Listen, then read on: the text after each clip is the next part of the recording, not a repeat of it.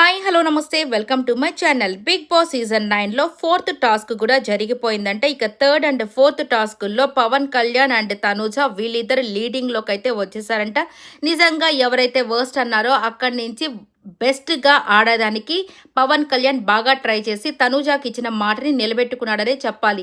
నిన్ను ఫస్ట్ ఉంచుతానని చెప్పిన మాటని ఇప్పటికైతే నిలబెట్టుకున్నాడు. ఇక ఓవరాల్గా ఫోర్త్ టాస్క్ కరెక్ట్గా తెలియదు. ఒక థ్రెడ్ ఒక గ్లాస్ ఏదో సంథింగ్ ఉంటుందంట. ఆ యొక్క టాస్క్ అయితే జరిగిపోయింది. టాస్క్ వచ్చినప్పుడు మళ్ళీ క్లియర్గా చెప్తాను. బట్ టాస్క్లో మాత్రం ఎవరికి ఎన్ని పాయింట్స్ వచ్చాయో ఇప్పుడైతే చూసేద్దాం. ఓవరాల్గా అన్ని టాస్క్లు అయిపోయిన తర్వాత దివ్య అండ్ భరణి గారు అయితే హైయెస్ట్ లీడ్లో 340 పాయింట్స్తో అయితే ఉన్నారంట. నెక్స్ట్ వచ్చేసరికి తనూజ అండ్ పవన్ కళ్యాణ్ 310 పాయింట్స్తో వీళ్ళు సెకండ్ హైయెస్ట్. థర్డ్ వచ్చేసి డీమాన్ పవన్ అండ్ రీతు 260 పాయింట్స్తో వీళ్ళు లీడింగ్లో ఉన్నారంట. తర్వాత సుమన్ శెట్టి గారు అలాగే శ్రీజ వచ్చి 160 పాయింట్స్తో వీళ్ళు ఫోర్త్ పొజిషన్లో ఉన్నారు.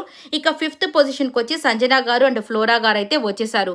నిజంగా ఇది మాత్రం అన్ఫేర్ అని నాకైతే అనిపిస్తుంది. ఎందుకంటే ఫిజికల్ టాస్క్లో వీళ్ళిద్దరూ సరిగా ఆడలేరని అందరికీ తెలుసు. ఎందుకంటే ప్రతి ఒక్కరికి ఒక మెన్ అంటే ఒక మగ మనిషి తోడుగా ఉన్నారనే చెప్పాలి వీళ్ళందరికీ. సో ఒక అబ్బాయి అమ్మాయి ఈజీగా టాస్క్లు గెలుస్తూ పోయారు ఫిజికల్ టాస్క్లు. కానీ వీళ్ళిద్దరూ ఆడవాళ్ళు అయ్యేసరికి ఇక సంజన గారు ఫిజికల్ టాస్క్ అస్సలు ఆడలేరు కదా.